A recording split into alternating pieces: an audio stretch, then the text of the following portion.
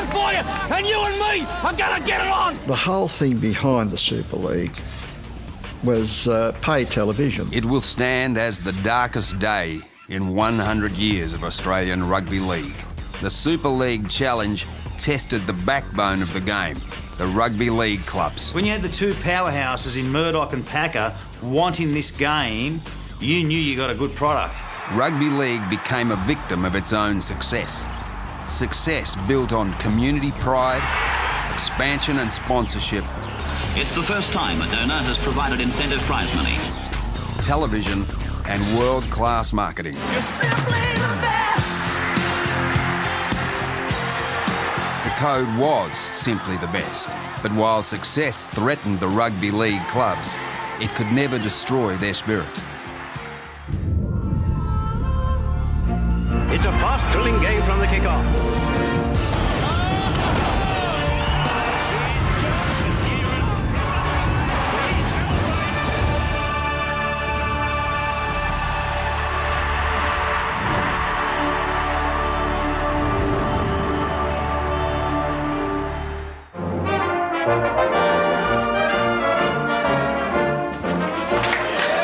January the 8th, 2008. The Newtown club celebrates its 100th birthday. The Jets claim to be the first Australian rugby league club, disputed for a century. Newtown Rugby League Football Club was born on the 8th of January. That makes it the first club. And the facts are, the minute book clearly state that. 100 years later, there's still a barney about which club was formed first. The newspapers all tell us that Glebe was first, but Newtown insists that their own minutes record that they were first. So there's an ongoing battle that's still there. The first season kicked off with 9 foundation clubs. Newtown, Glebe, North Sydney, South Sydney, Cumberland, Balmain, Eastern Suburbs, Western Suburbs, and the somewhat distant Newcastle Club. Newcastle people are very proud of the fact that we were there in 1908 and 1909, travelling down to Sydney by steam train or bullock cart, whatever you want, to be a part of that first competition ever. The first rugby league clubs were the building blocks of the code, generating pride in community. And it wasn't always about the footy.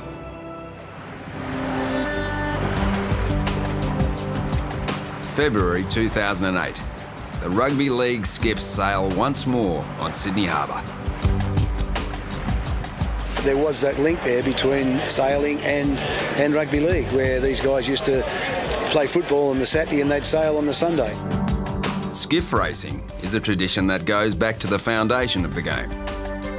The football fraternity in which Delhi Messenger mingled and mixed would sort of automatically go across to racing boats on Sydney Harbour.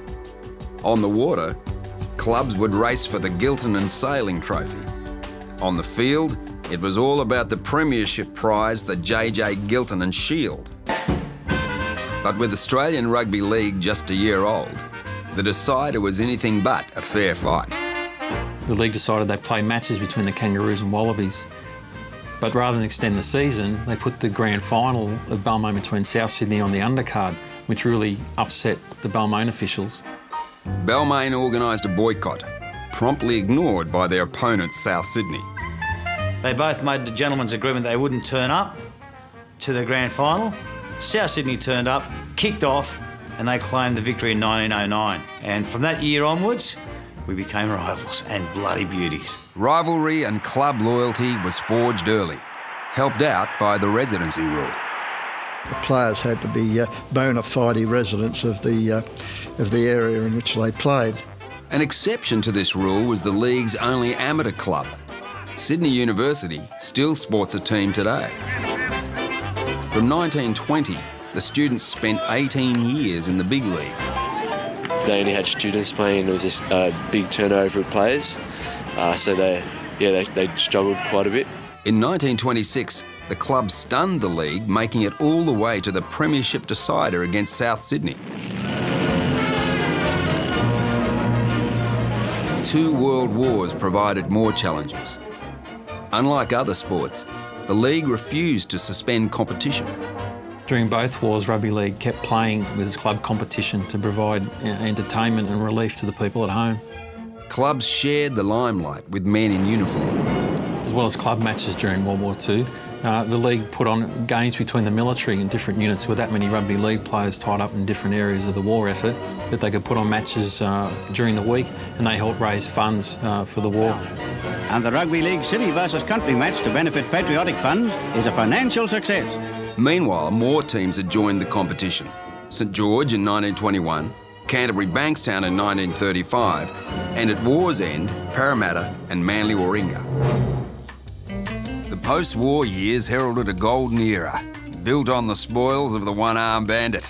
Poker machines became the ultimate funder of a football team. Poker machines created the opportunity of a club to go out and buy a player. The New South Wales government licensed poker machines to leagues clubs in 1957. The first to collect, St George. They got a jump on all of the others, and they were able to get some pretty good players up front before anybody else could get moving. And would have made players feel very confident in coming to us from other clubs. And the boys, the directors, weren't shy in raiding other players. You know, they wanted Raper and they took him from Newtown. The Dragons were the glamour club. Audiences flocked to see highlights of 11 straight premierships on big screens around the nation. The only time I'd see any coverage of rugby league would be at the Saturday afternoon matinee, where they'd parcel something up on a piece of film and call it the Cine Sound Newsreel Review or something. That was your supply of rugby league for the week. Cigarette companies saw rugby league newsreels as advertising gold. Tobacco sponsorship gave sport, and especially the sport of rugby league, the opportunity to do things it could never have done. It's the first time a donor has provided incentive prize money, part of Will's contribution to the code. $40,000 in incentive payments already having been allocated for the 1974 season. The sponsorship of tobacco companies brought to the league the Rothmans Medal for the award for the best player, the Wills Cup pre-season competition. Also, the main premiership itself became known as the Winfield Cup in the 1980s. 16 teams to cheer. This will be our latest year. And they're giving it their all for the greatest prize. The Winfield Cup. This year, it's even bigger. That term was built for rugby league, win and field. You know, that's where you win grand finals out on that paddock. So it was a natural advertising fit. Well, the tobacco companies saw the television and rugby league as a perfect fit and a way for them to get their product in the face of the consumers through television. Until the arrival of cigarette money, the league had viewed television with caution. There was a worry that people staying at home to watch the game and not go to matches was denying the league gate money. Suddenly, because of tobacco sponsorship, TV rights became so valuable and the league signed exclusive TV deals. I mean, back in the 60s, there were grand finals televised by all the networks. There was no such thing as exclusivity. Can you believe that? Television had the effect of really promoting the game and getting it around to a lot of people that would normally not have got to see it. I think it's made for TV. I really do. I think it's a sport that embraces TV in every one of its forms. Likers of the other codes all say that rugby league's the best television game, and it is, because the action's always centred around the ruck, and so that it fans out from there. You can always see what's going on. And you don't particularly need an overview to understand what's happening. Because of the way the game moves, television can track it very well. By the mid-1970s, rugby league clubs had never had it so good. On top of poker machine money, advertising dollars poured in, fuelled by the game's tobacco-funded television coverage. Soon, other companies were taking up the habit. It's the first club to seek the approval of the league in respect to having company identification. Nick Politis, who was the founder and owner of City Ford, realised the importance of exposure, and he wanted to go on a jumper. The league were very reluctant and, a little bit concerned about putting brand names on jerseys. There's certainly no company taking over any team. That's not possible under league rules. Kevin Humphreys, who was the head of the league at the time, made that decision and said, let's give it a go, let's go with it. The clubs are certainly not going to lose their identification. I'm quite sure that the Eastern Suburbs supporters still regard Eastern Suburbs as the Roosters. Clubs took their image seriously. The Newtown Blue Bags relaunched as the Jets, the Canterbury Berries canned by the Bulldogs, and match day was not complete without cheerleaders. Manly's go-go dancers give a gay welcome to the Sea Eagles. I think cheerleading is a tradition as much as, you know, kicking off or kicking goals is. Initially, I think cheerleaders looked like baton twirlers and march past, and then eventually it just became sexier and slinkier as the years went on, and the girls became, you know, skinnier and sexier and more confident. The whole schoolgirl costume at the 82 grand final was a perfect demonstration of where cheerleading was at that time. It had nothing to do with the game, it had nothing to do with rugby league, it was just a way to dress the girls up and make them look as sexy as possible. So it's definitely come a long way since then. Cheerleaders, I love it. You know, if you can give me something apart from a game of rugby league on the same menu to entertain me for that entire time that I'm there, then I'm all for it. People have always gone to the football and they've had the pie and, you know, the beer, and they've watched the cheerleaders, and it's just what you expect to do when you go to the football. Meanwhile, the game got bigger. For Cronulla, it's their first. But what an effort by the Sharks. They've come to the grand final the hard way, but they're ready. New teams introduced in 1967, the Cronulla Sutherland Sharks and the Penrith Panthers. A financial powerhouse today, the club's first decade was a struggle. It was very hard playing for Penrith. When they won a game, they celebrated as though it was a grand final, and that sort of worried me a bit. Penrith, yeah. They called on the chocolate soldiers. I think they were inferring that they melted under pressure, and they got some horrible hidings. I remember one day, I think Manly beat them by about 70. I wish I hadn't have been there, but I was. I think why they got called chocolate soldiers, I think it was because of the colour of the Guernseys they'd had. There were some shocking colours put up by them. Desperate to turn things around, the Panthers signed Great Britain international Mike Stevenson in 1974. Picked up by Stevenson. Stevenson makes the break. He's going in to score, and a good try. We had a big problem in as much that a lot of the Sydney press, they'd often say, Penrith? I don't go that far for my holidays. And I think I brought a little bit more professionalism to them, and in some small way helped them on the steps towards their future. I didn't move to Penrith until I was 13, and I'd played a fair bit of footy before that, and Penrith wore brown and white, so they were pretty ugly, and they never won many games. So.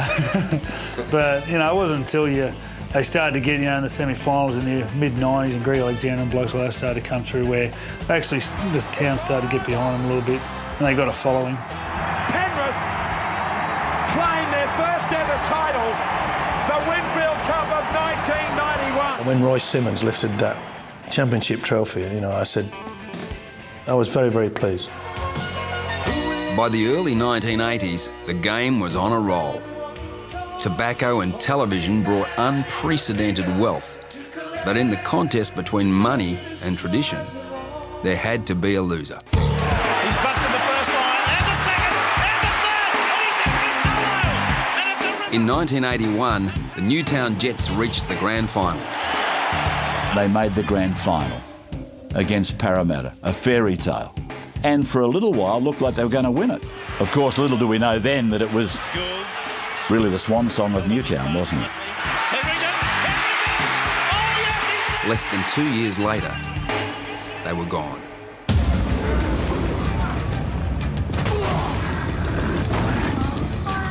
The final winter exposed foundation club Newtown's battle for survival. This is bullshit. I'll let him know I'll train her tomorrow, Grub. I wouldn't do it that way. Well, you're not the coach, are you? They don't play for you. No, they play for Newtown, and we're a business. We're fucking amateur hour, and you're the MC. These blokes have bled for this club you call a business. They deserve better. Just for an inner city club that was always sort of a battling club, to survive and compete with the others, it's a great sadness to see it go, but it was probably just inevitable in the way that the whole game moved in the next sort of 5-10 years. The demise of Newtown was, in many cases, a tragedy for the game at that time. The team was drawing very small crowds. The Newtown Leagues Club was struggling as a leagues club. And straight away I could tell that there was financial difficulties with cash. They had assets, but no cash. It really was the end of a traditional foundation club as we saw demographically Sydney change. So Newtown was left holding nothing.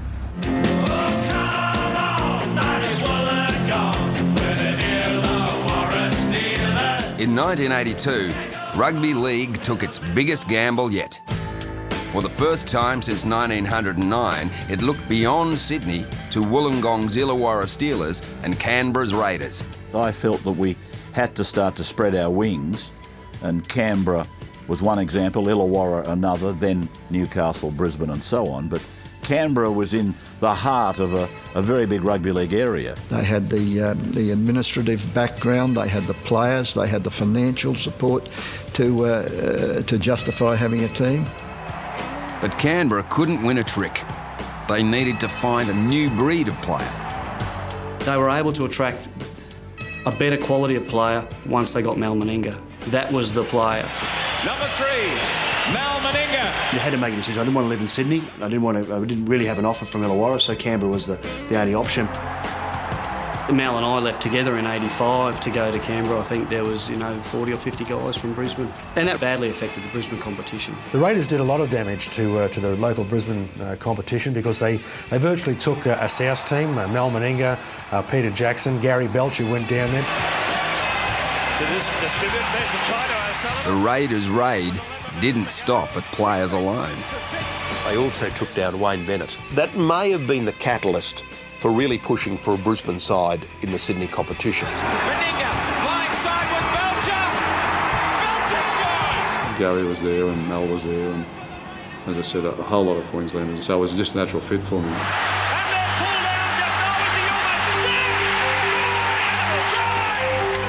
Canberra's turnaround was astonishing.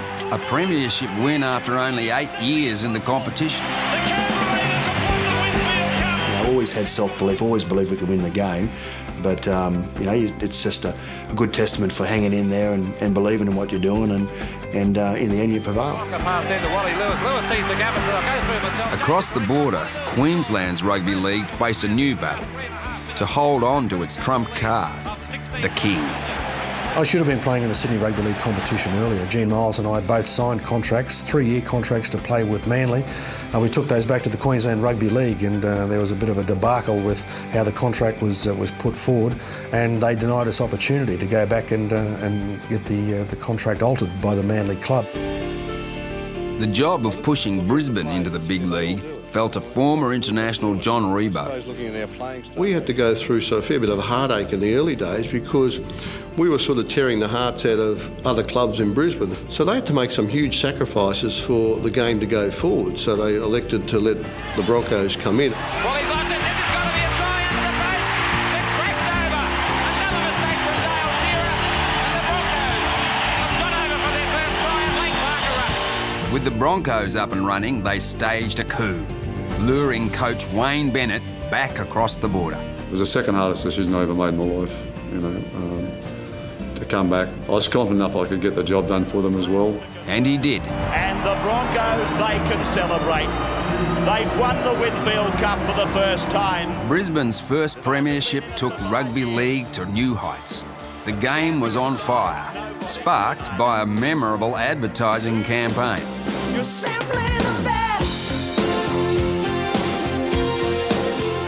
John Quayle introduced quite a number of innovations to the game, but I think his outstanding contribution to the game was the Tina Turner commercial. It took the league to a new dimension. It took to the audience of the woman and the young person.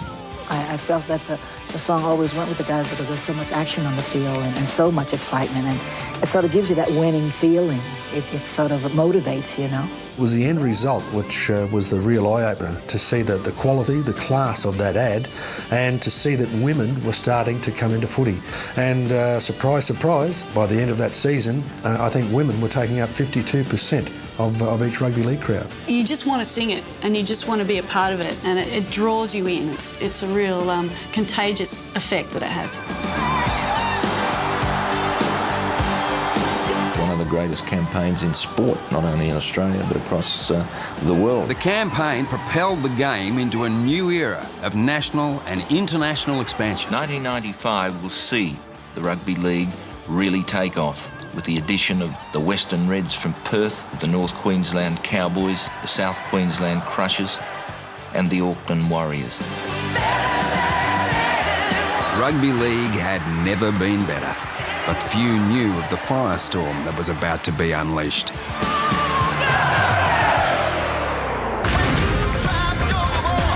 We got a phone call at about 11 o'clock at night that this Super League was going on, that we had to get in a taxi and come in now and sign, otherwise we're going to miss the boat. April Fool's Day, 1995, and all hell broke loose. It was a takeover by one of the wealthiest blokes in the world, Rupert Murdoch, News Corporation. It was no question about it whatsoever. The great thing about Super League was you knew the game of rugby league was special, because when you had the two powerhouses in Murdoch and Packer wanting this game, you knew you got a good product. The race was on to sign players before Super League could snare them. That day there were players lined up in the corridors of the New South Wales Leagues Club signing contracts and so on. I've never seen anything like it before. And less than an hour ago, News Limited gathered its Super League staff. I was talking to John Reeb, obviously, and Ken Cowley, all those influential people that are involved with Super League and the other side as well. And they laid all the cards out on the table, and for me, I chose that way. And one of the reasons why I chose that is because it enabled Canberra to survive. I think I would have been one of the guys to jump ship. I don't think the Australian Rugby League was doing the right thing by the players. I don't think the players were getting their fair share of what they should have been. The whole thing behind the Super League was pay television. There's no question about that. I mean, pay television was just coming into Australia, and naturally they needed sport to get customers. We had two media empires fighting for the right of this game, which we should have stopped immediately. We all loved rugby league. We thought where it was going wasn't the correct way, so we wanted to take it another way. There were a lot of broken friendships and a lot of heartache, and a lot of things happened that should never happen. There were lies, deceitful people everywhere, massive amounts of money being splurged. All the money that the ARL had ever saved, the New South Wales Rugby, thrown out the window. All I was personally thinking about at the time was the incredible waste of money, the incredible time, the incredible split of the fabrics of the game that were never ever going to come back. The worst thing that happened, of course, was the damage it did to the game of rugby league. Late this afternoon, the full bench handed down its decision. It's prevented Super League from starting their competition. The ARL had won the first round of a federal court battle. The clubs will come back. I don't think there's any doubt about that. If they didn't, they'd be letting a lot of people down. But for rebel players, it wasn't a done deal. The rebels boycotted the meeting. They were across the road in the federal court, where Super League was mounting its bid for survival. The very future of rugby league came down to Super League's appeal. For 4 months, Super League and ARL's chiefs have waited for the court's decision. The full bench delivered a crushing blow to the ARL. It was game on for Super League. Ken Arthurson and John Quayle were simply stunned. Super League staff overjoyed. It was sheer pressure on so many occasions, especially during our appearances in court. It was a terribly tough time. See how great your game can be. Super League. 1997 was the year of the Great Divide. The ARL and Super League went head to head. No one was prepared to give up. The best interest of the corporation came first.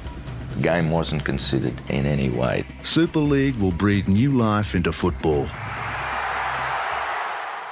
You've forgotten the pride in our history. It's a shame that you don't understand, Mr. Murdoch. But there's no way you're buying our game. Clubs had to choose between two competitions. It had gone too far. And we couldn't just make a phone call and said, let's get together here, because both parties were too far apart. In what became known as the Super League War, it was the blue-collar town of Newcastle that would become the battleground.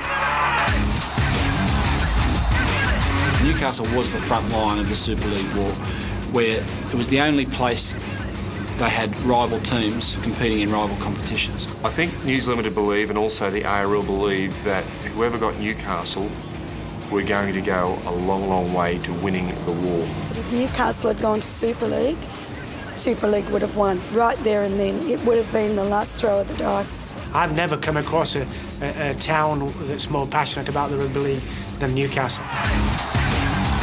Newcastle was rugby league gold. The city's team, the Knights. Its players squarely in the sights of News Limited Super League. I spoke to News Limited first, and I went straight across to Phillip Street and spoke to the ARL.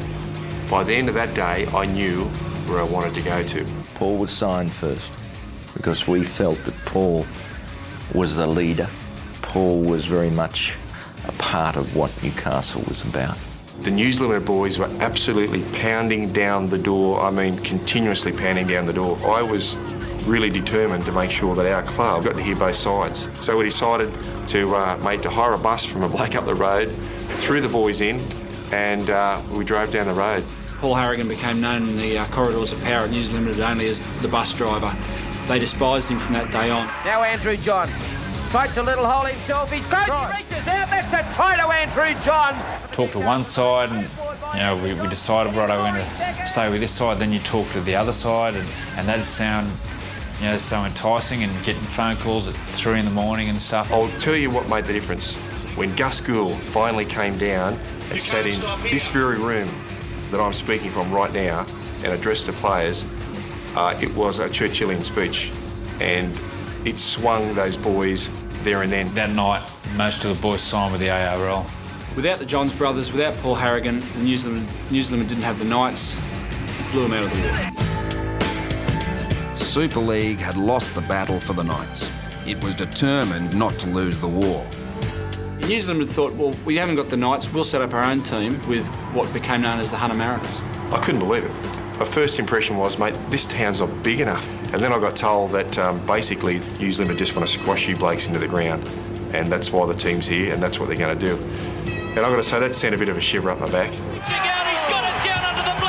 The reason I signed with the Super League franchise in Newcastle was obviously to play football in Newcastle. Guaranteed to be a licence in town, and didn't want to pack up and move. So it was the start of my career. The people in Newcastle, what it did is it fired them up. And it made a cocktail that was explosive at times. Furious at Murdoch's Mariner invasion, a group called Aussies for the ARL emerged, led by the formidable Barbara Davis. I think the Super League thing just hit so hard because of the loyalty of the people here. They couldn't believe that all of a sudden someone was going to own the game. The Aussies for ARL was a big thing in the community, and it got a lot of people mentally, or did think that the Knights and the ARL were the only way to go, and they just closed their eyes down to the whole concept of the Super League. The Hunter Mariners were despised, probably the most unpopular team in the history of rugby league. Sistine getting close, he's in! It was a little bit like a civil war, I suppose, in one sense, where it was a whole town of a working class town uprising against a huge organisation. The whole thing became so nasty. You had some of the Mariners executives that had to get around with bodyguards to get around town because of death threats. You know, blokes had to walk around with bodyguards that were involved with different teams. It was threats. It was the whole box and dice. It was a town ripped apart. A lot of our kids suffered a lot, being spat on in the street, for instance. I did have a death threat against my 13-year-old daughter. Our offices got vandalised, so it was obviously everyone showing their allegiance to the Knights and certainly very anti-Hunter Mariners. It was real nasty there for a while for not necessarily the players, but for the officials who went to the Super League side. And a lot of things were said and done, and Yeah, I might have been a part of that, which I regret now. The Mariners take the field. Despite their pariah status, the Mariners found success on the playing field. The battle begins for the World Club Challenge. The Hunter Mariners played in the World Club Challenge final. I think we hugely overachieved, yeah. We were misfits thrown together from everywhere. We were against the whole community that didn't want us, and we played really well. Come on, he close! They could have won the World Club Challenge and no one in Newcastle would have given us stuff. While the Mariners' World Club Challenge heroics went almost unnoticed, on the other side of town, the Knights made it all the way to the ARL Grand Final and won. I don't think he could have written a script better than this 97 Grand Final. What made the Grand Final so special for everyone in Newcastle and the Hunter was it had been such a tumultuous, tough year with the Super League War, and out of all that, to win the Grand Final and for the war to be over, it was a great time. It was a moment that convinced the powers that be on both sides of the fence during the Super League War that the game had to come back together. It's still seen as the game that saved the game. While Newcastle partied, the writing was on the wall for both sides of the Super League divide.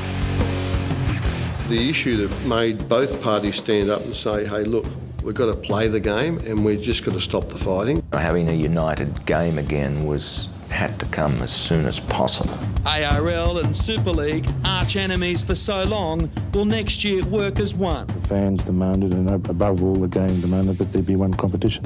The term of Super League is now dead and buried. Trevor Gilmeister leads the South Queensland Crushers. Super League peace was now a reality, but it came at a price. Peasant again, he puts on a little skip and away he goes. First to go were the South Queensland Crushers, the Western Reds and the badly bruised Mariners. Dykes giving chase. He won't get there.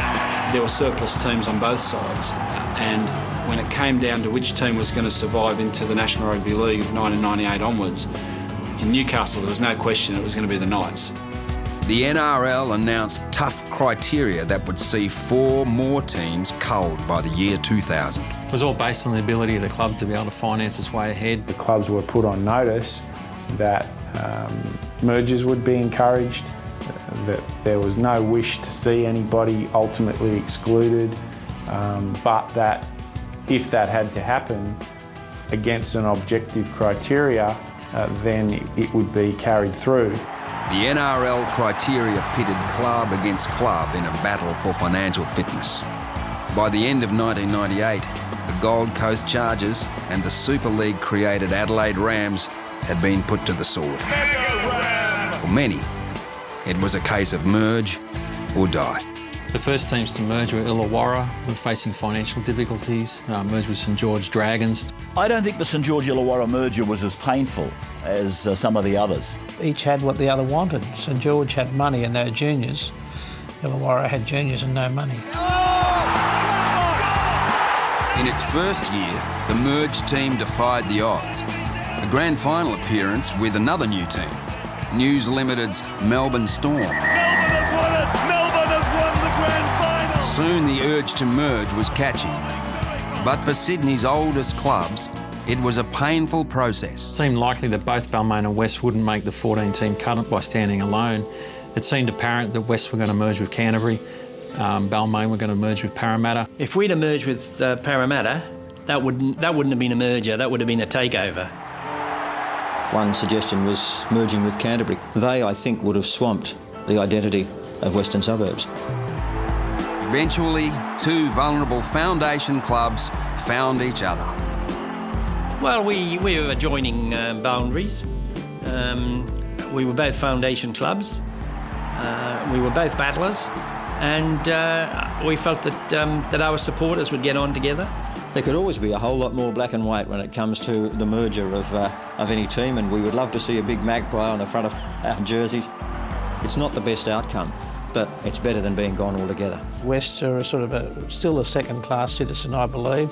Everybody calls West's Tigers the Tigers. They drop off the Wests. It left people angry, bitter, and I still know some people that just refuse to accept it.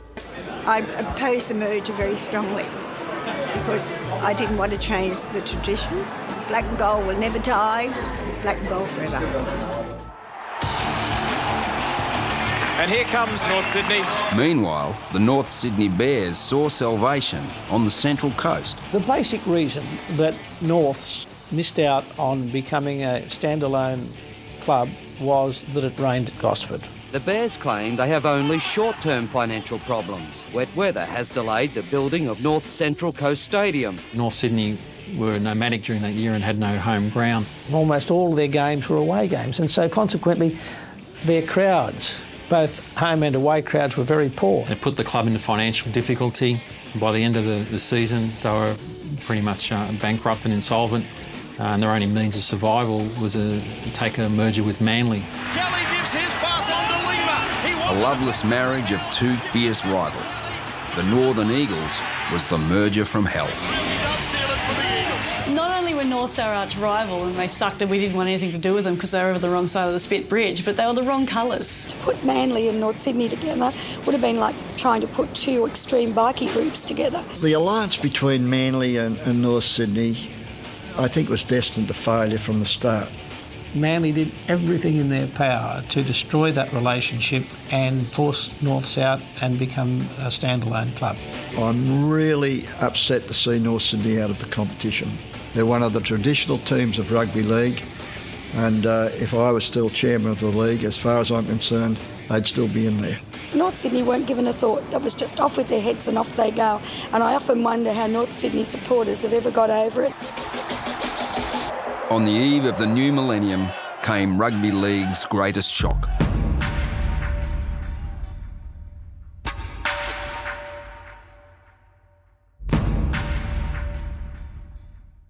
It was South Sydney who came outside the 14 teams. The first victim of the NRL's dreaded criteria. I couldn't believe that a side that had won more premierships in first grade and second grade than any other club can be kicked out of a competition. South Sydney felt that the game belonged to the people and no one had the right to exclude anyone, no one had the right to make a club move from its traditional area, and no one had the right to tell a club to merge. Coleman got it back to Chisholm, reaches out and scores.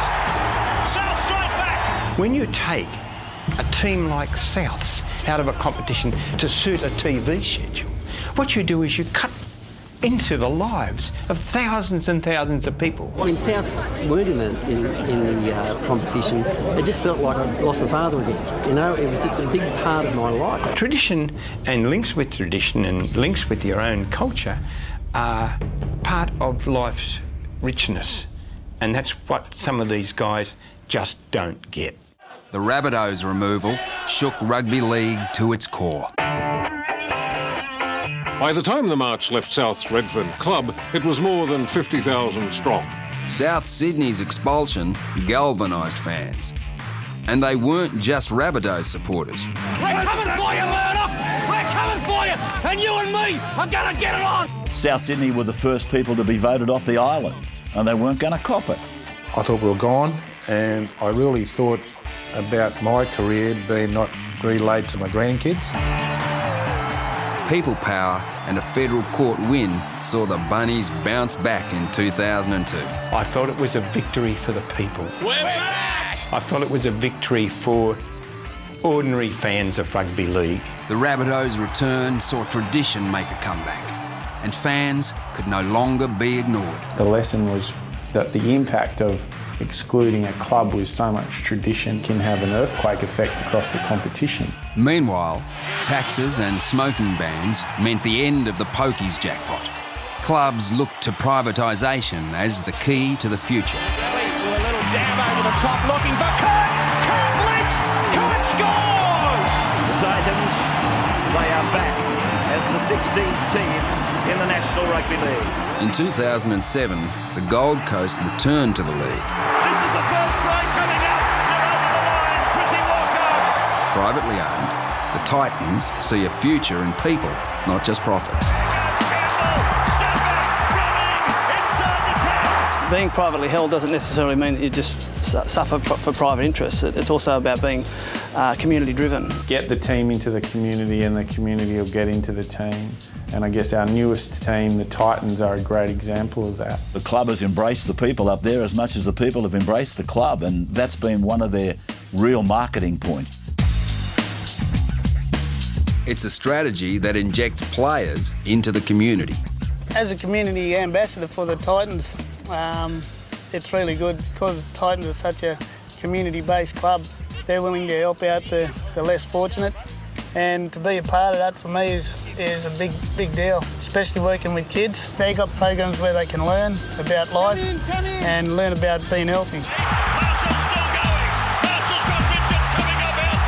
Back in the big city, an awkward merger paid unexpected dividends. The West Tigers, 2005 premiers.